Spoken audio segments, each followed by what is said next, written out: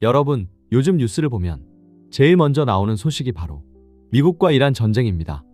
전쟁으로 인해 국제유가와 환율이 폭등하고 수입 제품들 가격은 오르기 시작했으며 경제 불안감은 갈수록 깊어지는 추세입니다.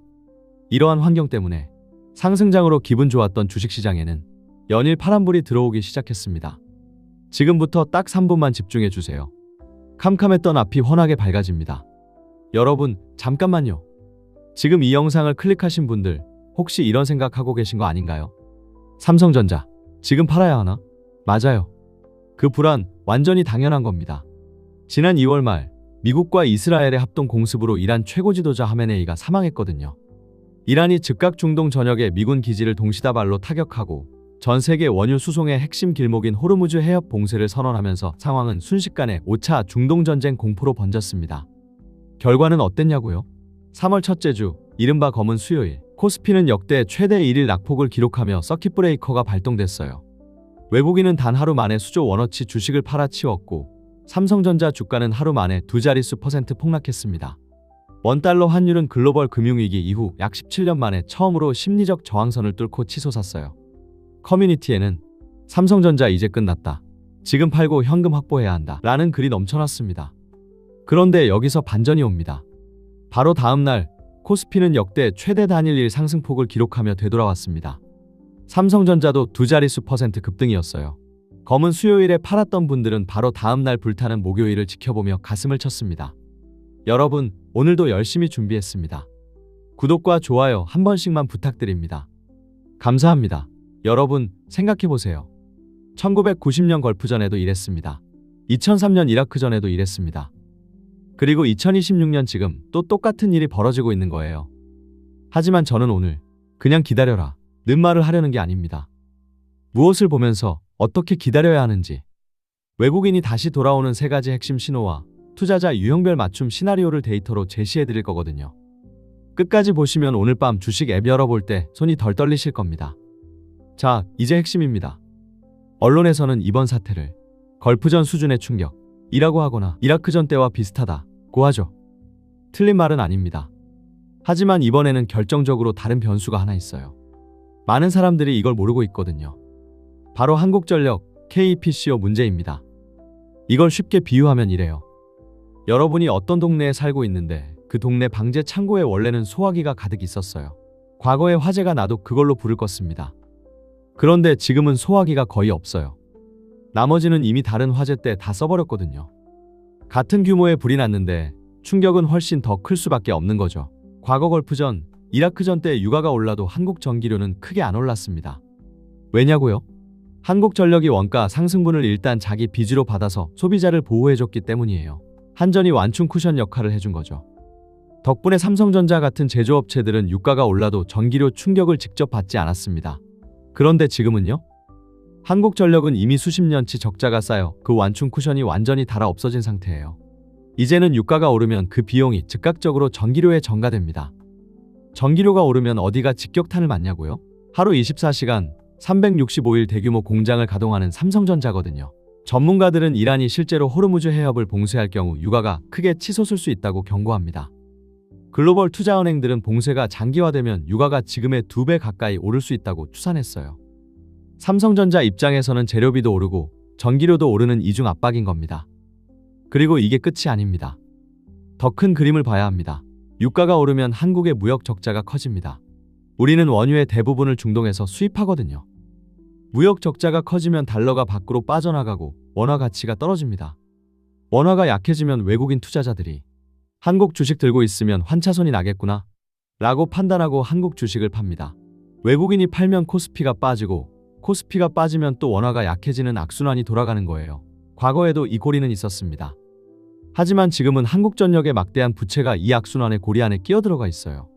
과거보다 훨씬 더 위험하고 훨씬 더 촘촘하게 묶여 있는 겁니다. 이번 위기는 과거와 본질적으로 다른 구조입니다. 그러면 그냥 팔아야 하는 거 아니냐? 는 질문이 나오죠. 거기에 대한 답을 지금부터 드릴게요. 공포에 팔지 마라 는 말 누구나 할 수 있습니다. 하지만 그게 전부라면 이 채널 볼 이유가 없잖아요.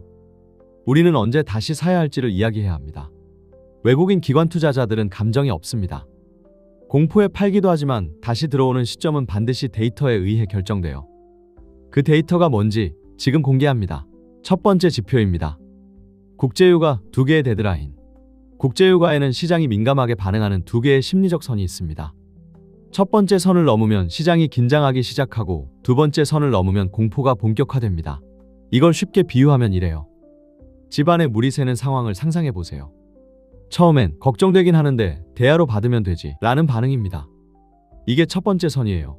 그런데 물이 점점 더 차오르면 이제 진짜 이사 가야 하나? 라는 공포가 시작됩니다. 이게 두 번째 선이거든요.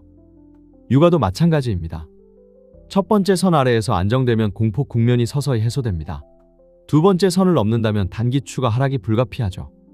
하지만 그 이후의 반등폭이 역사적으로 가장 컸다는 걸 기억하세요. 1990년 걸프전 때도 2003년 이라크전 때도 육아 공포가 가장 극에 달했던 바로 그 순간이 시장 바닥이었습니다. 두 번째 지표입니다. 원달러 환율 상승 속도가 꺾이는 순간. 한국은행 총재가 해외 출장을 위해 공항까지 나갔다가 발길을 돌려 긴급회의를 소집했습니다. 환율을 지키기 위한 당국의 의지가 이미 발동됐다는 신호거든요. 혹시 아시나요? 외국인 투자자들은 환율의 방향보다 속도를 더 중요하게 봅니다. 환율이 올랐다는 게 문제가 아니에요. 며칠 사이에 가파르게 치솟는 그 속도가 문제인 거거든요.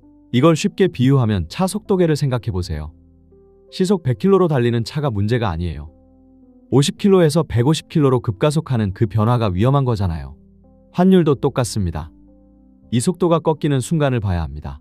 환율이 하루에 수십 번씩 뛰던 게 10원, 5원으로 줄어들기 시작하면 외국인들이 이제 환차손 리스크가 피크를 지났구나 라고 판단하기 시작해요. 그 시점부터 외국인 순매도 규모가 서서히 줄어들기 시작합니다. 세 번째 지표입니다. 외국인 1일 순매도 규모 줄어드는 추세. 이게 가장 직관적인 지표입니다. 검은 수요일 당일 외국인은 삼성전자를 포함해 국내 주식시장에서 하루 만에 수조 원을 팔아치웠어요. 자, 이걸 생각해보세요. 큰 물량을 파는 기관도 팔 수 있는 양의 한계가 있습니다. 마트에서 세일할 때 사람들이 몰려들다가도 결국 수요가 어느 순간 줄어드는 것처럼요. 역사적 패턴을 보면 위기 시 외국인 대규모 순매도는 대략 2주 안팎에서 피크를 찍고 규모가 줄어들기 시작해요. 수조 원에서 조 단위로, 조 단위에서 수천억 원으로. 이 숫자가 줄어드는 추세가 보일 때 그게 바로 바닥 탐색 신호입니다. 1990년 걸프전 때도 미군 공습이 시작된 날 외국인 순매도가 급격히 줄었고 코스피가 반등했습니다. 불확실성이 사라지자 외국인이 돌아온 거예요. 2003년 이라크전도 마찬가지였어요. 시장은 전쟁이 날 것 같다는 상태를 막상 전쟁이 시작되는 순간보다 더 두려워했습니다. 정작 전쟁이 터지자 외국인이 다시 들어왔어요. 매일 아침 뉴스에서 외국인 순매도 규모를 확인하세요. 이 숫자가 눈에 띄게 줄어들기 시작하면 세 가지 지표가 동시에 형성되는 국면에 진입한 겁니다. 자, 이제 가장 중요한 파트입니다. 지표를 알았으면 뭘 해야 하는지도 알아야죠. 투자자 유형별로 세 가지 시나리오를 드릴게요. 첫 번째 시나리오입니다. 이미 삼성전자를 갖고 계신 분들, 분할 매수로 평단가를 낮출 기회. 지금 삼성전자를 보유하고 계신 분들, 검은 수요일처럼 주가가 급락하는 날, 이제 손절해야 하나? 를 고민하셨을 겁니다. 그런데 여기서 오늘 다룬 세 가지 지표를 떠올려 보세요. 유가가 안정되기 시작했나요? 환율 상승 속도가 꺾이기 시작했나요? 외국인 순매도 규모가 줄어들고 있나요? 이 세 개 중 2개 이상이 확인되는 시점이 바로 추가 매수로 평단가를 낮출 구간입니다. 삼성전자의 기업 실적은 지금도 탄탄합니다. 지난 분기 영업이익이 전년 같은 기간 대비 2배 이상 폭증했고 주요 증권사들은 일제히 목표 주가를 상향하고 있어요. 국내 주요 증권사 애널리스트들 전원이 매수 의견을 유지 중입니다. 기업 펀더멘털은 훼손되지 않았어요. 지정학 이슈가 지나가면 이 실적이 주가에 다시 반영되는 건 시간 문제거든요. 패닉셀 대신 데이터가 바닥을 알려줄 때 조금씩 사는 전략. 이게 역사가 증명한 장기 투자의 정석입니다. 두 번째 시나리오입니다. 현금 들고 계신 신규 투자자분들, 트리플 신호 확인 후 진입. 혹시 나는 아직 삼성전자를 안 샀는데 지금이 기회인가? 라고 생각하시는 분 계세요? 조급해하실 필요 없습니다. 제가 드리는 전략은 트리플 신호 매수법입니다. 국제유가가 안정 구간 아래로 내려와 일주일 이상 유지된다. 원달러 환율 1일 변동폭이 크게 줄어들어 안정된다. 외국인 1일 순매도 규모가 눈에 띄게 작아진다. 이 세 가지가 동시에 관찰되는 시점, 그때가 가장 안전한 첫 번째 매수 타이밍입니다. 아직 그 시점이 안 왔다고요? 그럼 기다리면 됩니다. 이 영상을 저장해두고 매일 아침 유가, 환율, 외국인 순매도 이 세 개만 체크하세요. 신호가 왔을 때 행동하면 됩니다. 세 번째 시나리오입니다. 전면전 장기화, 최악의 상황, 역사상 가장 큰 반등의 출발점. 이제 가장 무서운 이야기를 해야 할 것 같은데요. 만약 이란이 실제로 호르무즈 해협을 완전 봉쇄하고 주변국 무장 세력까지 전면 참전하는 최악의 시나리오가 온다면? 솔직히 말씀드릴게요. 그 경우 삼성전자는 추가 하락을 피하기 어렵습니다. 역사적 저점을 기록할 수도 있어요. 그런데 여기서 반드시 기억해야 할 사실이 있습니다. 1990년 걸프전. 공포가 절정이었을 때 많은 사람들이 팔았습니다. 하지만 미군 공습이 시작된 바로 그날 불확실성이 사라진 그 순간 코스피와 삼성전자는 반등하기 시작했어요. 그 저점에서 산 사람들은 이후 몇 년간 엄청난 수익을 거뒀습니다. 2003년 이라크전. 시장은 전쟁이 날 것 같다는 공포를 막상 전쟁이 시작되는 순간보다 더 두려워했어요. 정작 침공이 시작된 그날이 시장의 바닥이었고 이후 삼성전자는 크게 상승했습니다. 시장은 항상 그랬습니다. 최악의 공포가 절정에 달하는 순간, 그 순간이 역사적으로 가장 큰 반등의 출발점이었습니다. 물론 이건 쉬운 일이 아니에요. 사람이니까요. 하지만 지금 이 영상을 보고 계신 여러분은 최소한 그 사실을 알고 있는 투자자입니다. 그 차이가 훗날의 결과를 바꿉니다. 최악의 시나리오를 대비해 지금부터라도 현금을 조금씩 준비해두는 게 좋습니다. 그때 현금이 있는 사람만이 인생을 바꿀 기회를 잡을 수 있거든요. 마지막으로 오늘 내용을 정리해 드릴게요. 우리는 지금 1990년 걸프전, 2003년 이라크전과 비슷하지만 더 복잡한 위기 한가운데 서 있습니다. 한국전력의 막대한 부채라는 새로운 숨겨진 폭탄이 이번 위기를 과거보다 구조적으로 더 위험하게 만들고 있어요. 하지만 역사는 단 한 번도 공포 속의 감정적 매도가 최선이었던 적이 없다고 말합니다. 외국인이 다시 돌아오는 세 가지 신호 기억하시죠? 첫째, 국제유가가 안정 구간 아래에서 유지된다. 둘째, 환율 1일 변동폭이 확연히 줄어든다. 셋째, 외국인 순매도 규모가 눈에 띄게 작아진다. 그리고 세 가지 시나리오. 이미 갖고 계신 분은 트리플 신호 확인 후 분할 추가 매수로 평단가 낮추기. 신규 진입을 고민하시는 분은 트리플 신호 확인 후 진입. 최악의 전면전 시나리오가 온다면 역사상 가장 큰 반등의 출발점임을 기억하며 현금을 준비해두기. 위기는 누군가에게는 파멸이지만 준비된 투자자에게는 부의 재편 기회입니다.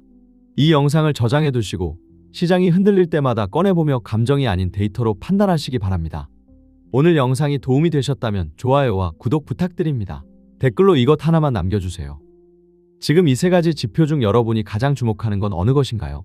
여러분의 생각이 궁금합니다. 다음 영상에서 뵐게요. 오늘도 행복하세요.